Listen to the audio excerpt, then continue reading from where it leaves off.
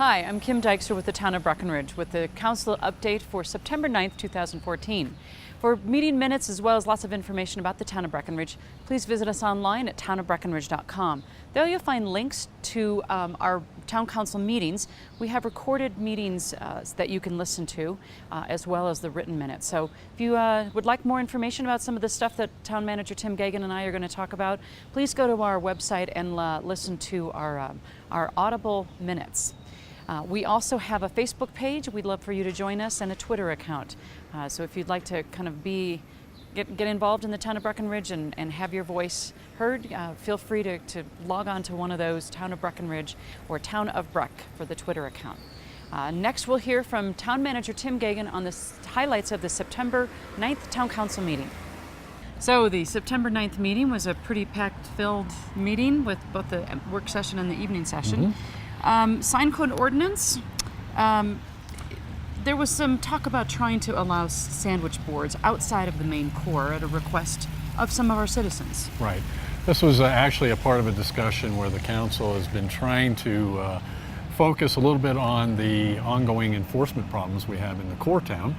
And we see some repeated violations of sign code, particularly the sandwich board type of thing, along with some other pushing the envelope of some of the other standards.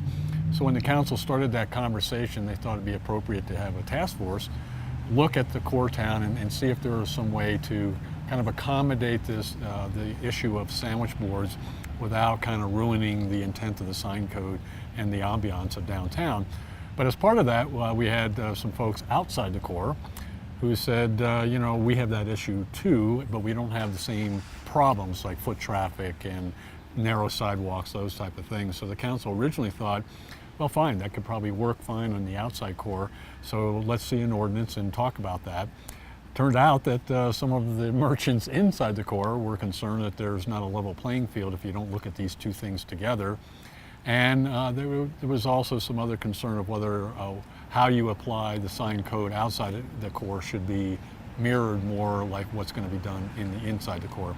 So ultimately the council decided to not act on the ordinance and in fact defeated the current one with the thought of bringing it back when they have the broader recommendations for the whole core of town and the outside of town, and see how those two things work together, and then of course take public input and see what people think about that. So it was a little unusual action, but probably was appropriate given the timing of one and the other. So probably in October we'll have a broader discussion on the whole sandwich board issue. And basically with the task force of business owners in the community, both exactly. inside and outside the business core. Exactly. So great.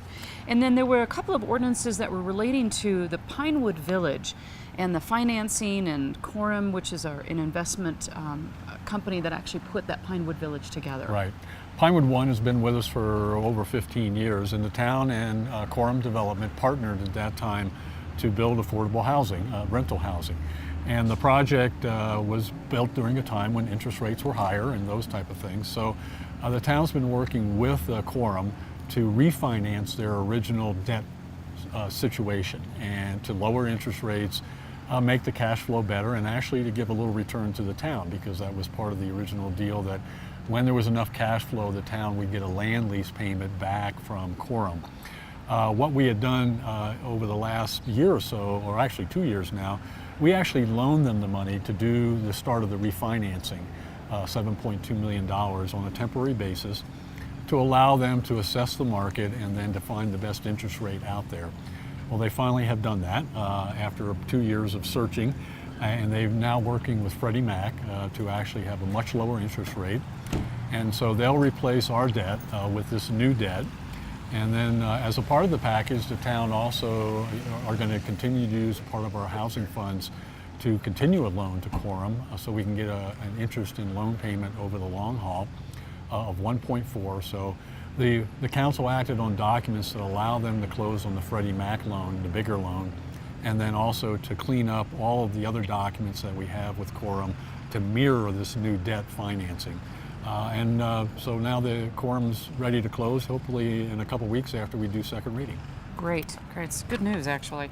And the council had asked to kind of look at the ice castles, which was something that happened in the Tiger Dredge, also known as the Riverwalk Center parking lot, this last year, and it had taken up about 40-ish parking spots.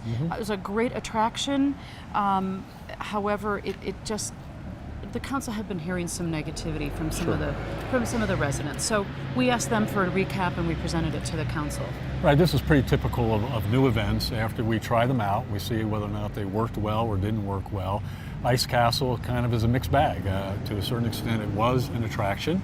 It worked well during snow sculpture, but it also took up a large area, a lot of water to make it happen. Probably didn't draw as much in terms of public interest as certainly the organizers hoped for. And the location is the most difficult thing. They looked for several different areas, and in general it was felt that if it's not in the core of town, it really doesn't work. And finding a good area in the core of town that's not a parking lot is not really there either. So ultimately the council felt that there weren't enough positives to outweigh what we think were taking away parking and use of water and a variety of other stuff that may be better for them to find a better location in a different community. So the council essentially said we won't continue that event. Great, yes.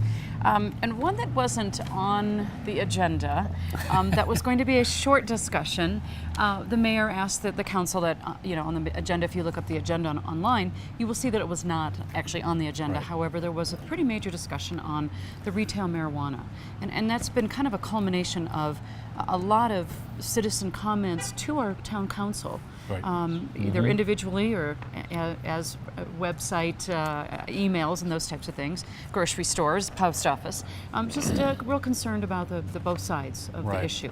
And this one's been kind of a talking topic now for probably way too long, but the council has heard a lot from the public. Part of that whole process of getting feedback, and it seems like in the last few weeks after the council worked very hard trying to come up with a potential ordinance that would regulate retail marijuana downtown if, in fact, ultimately they decided to do that.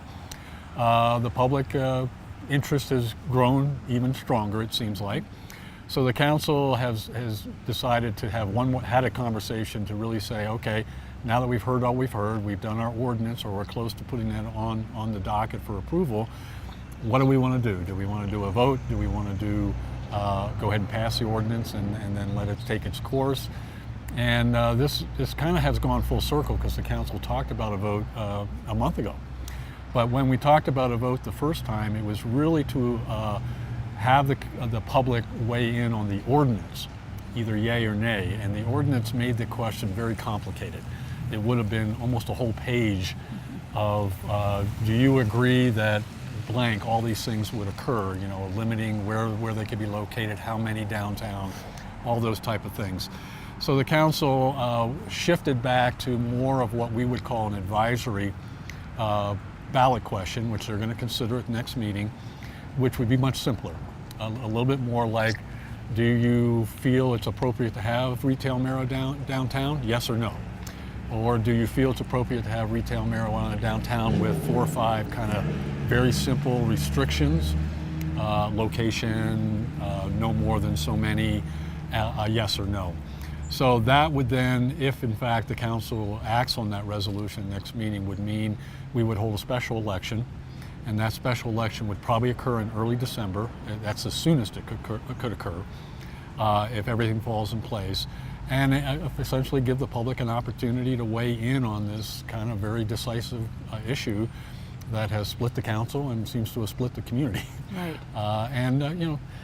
There were 2 ways to approach this. One was to have the council go ahead and take a legislative action, take the role as leaders, and then let the public respond to it, or to put it in front of the public first and then decide what to do afterwards. So it looks like we're heading in that direction of put it to a vote. Can you explain the reason why it has to be a special election? Well, the reason why is we missed all the deadlines for the November election. You have to notify the county who runs the election in November back almost 3 weeks ago to let them know that you actually have a ballot question and to get the ballot language to them, because they have to print ballots and get them out, and the mail ballot anymore now you get to vote several weeks before the actual election day. So the time frames, we just missed all the deadlines. So that's why a special election would be required, because we don't come close enough to another election to fit it in with an April or a November. Okay, great. And then we had a joint meeting with the Board of County Commissioners for Summit County, as well as their leadership staff, the managers and such. And there were a number of issues on there. It was a very meaty one. One of them was the Rilene Dredge, which is a dredge boat that has seen its course, and it's out in the popular Golden Horseshoe area. Right. And it's a joint project that we do together, more of an open space project. And the question has been, what do you do with it? Right. It's an iconic historic piece of our history. So what do we do with it? Yeah, the county and town inherited that when we bought the B&B property. So and it is perceived as probably one of the finest, even though it's falling apart. It is perceived as one of the finest relics of the mining era for the dredge boats. And anybody that's been out there, we have a lot of interpretive stuff out there already. But the discussion was, we're now ready to decide how do we want to preserve that. And the discussion usually comes down to stabilization versus restoration. And everybody is very supportive of doing stabilization, which is to save what's there and to clean it up, maybe interpret it a little bit more. And we've been working with consultants, the State Historical Society, and the BHA, Breckenridge Heritage Alliance, to figure out what is that. Well, the reports come back, and we have an amount of money that it would take to do that stabilization. So the discussion for the town and county was, strategically, do we want to do it? And then if we do want to do it, how do we share the cost? And then third, do we do anything relative to the broader historic interpretation of that whole mining area, which may lead to some kind of a federal designation of a National Historic Landmark? Well, the feeling was, let's get focused on the stabilization. That is all, everybody agrees that needs to be done, and wait on doing other things out there, like how much of the rock should we preserve and those type of things. So it's a very exciting project, but it's also one that when you start to get into the state and federal process, there's a lot of strings attached to that process. So the general feeling is, let's get started on the things that are clean, easy, and we both agree to do. So the county is going to be talking about what kind of money they're going to bring to the table, and we'll be looking at that as a part of our budget. Great. Another one of the joint projects that we're doing with the county is the Breckenridge Grand Vacations Community Center and Summit County South Branch Library. Very good. Huh? We've been practicing. And basically on the docket really was a number of different issues. The library hours, and that's still coming. It's still being in development. But the most exciting one is the grand unveiling that we plan to do in early December. Exact date to be determined yet. And that joint project and how to celebrate really the largest historic preservation project in the state of Colorado right now. It happens to be a joint project between Summit County government and the town of Breckenridge. Right, with the library and the community center and the speakeasy and all those type of things. And everybody's so excited about it. I mean, we had a sneak peek not too long ago, had a huge turnout by the public. A great fundraising effort to help support the project along with the town and county dollars that were going into it. So it's kind of this question of how big do you make the celebration? And I think there was they have a good committee that's working on some creative ideas of how to give it a good splash, but maybe not overdo it. And at the end of the day, the county and the county commissioners and the council both agreed to share the cost 50-50 and gave them a budget. And that budget's going to be about $30,000 to work on things anywhere from some kind of a light show at the beginning, all types of displays inside, visual ways to demonstrate both the library areas, the speakeasy, and maybe a little fireworks too. So all those things are on the table to be talked about and finalized, but the key thing was getting a budget number so the committee can continue to work and focus on fine-tuning those numbers, and then hopefully focus on a date, because we want to make sure it's ready to open when we actually hold the celebration, and we don't want it to overlap with too many other things that are going on in December. Right. So, and it would really be an unveiling. It's not like the library still needs some time to move in. Right, exactly. So, another one that we talked about was the wood chipping program. This has been a fire mitigation project that has been wildly successful.